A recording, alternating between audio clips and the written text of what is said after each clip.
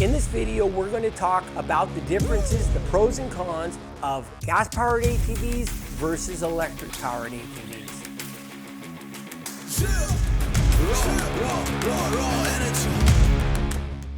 Okay, let's talk about range. Range between the two vehicles, the gas-powered and the electric vehicle, they're about 2 hours of operating time for both of them.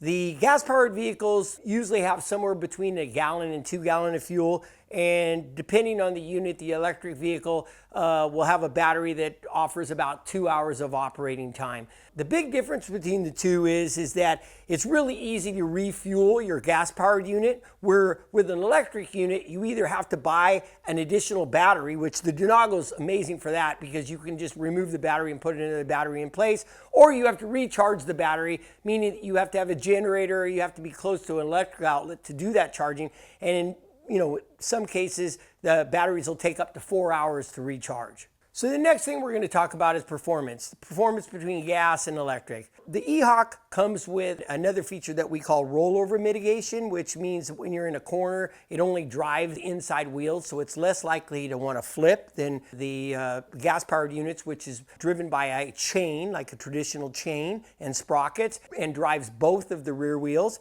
Speed is governed, remember, by the federal mandate that 6 and up can only be 15 miles an hour and 10 and up can only be 25 miles an hour. Another common feature between the two are transmissions. The transmission on both the gas and the electric are automatic transmissions. You have forward, neutral, and reverse. They operate pretty much exactly the same.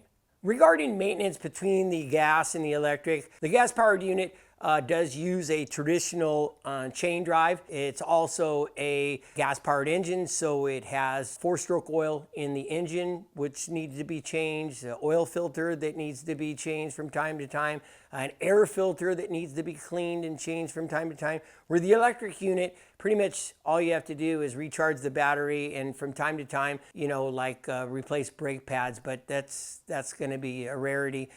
Safety features on the eHawk 6 is definitely more advanced than what's available on the gas-powered 6 or 10, primarily because the eHawk 6 is going to cater to a first-timer, beginner. Also, it's app-driven, and the app allows you to do a lot more things. With the gas-powered units, whether it's the Mudhawk 6, Mudhawk 10, or Trailhawk 10, probably the coolest feature, I believe, is the key fob. Key fob allows you to, sit in your lawn chair and basically stop your kid. For sure, one of the big things is that right now the eHawk 6 is the only unit in our lineup that is electric powered.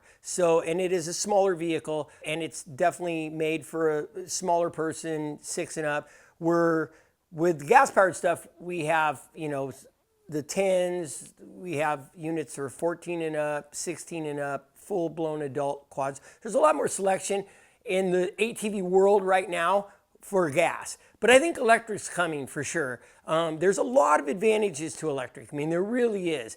So the eHawk 6 is going to be a couple $100 more than the comparable Mudhawk 6, but don't let that price difference make the decision for you. To go to your dealer, talk to your dealer, tell them where you're going to ride, tell them what your plans are, and then listen to what he has to say, because in almost all of the cases, the dealer will lead you in the right direction.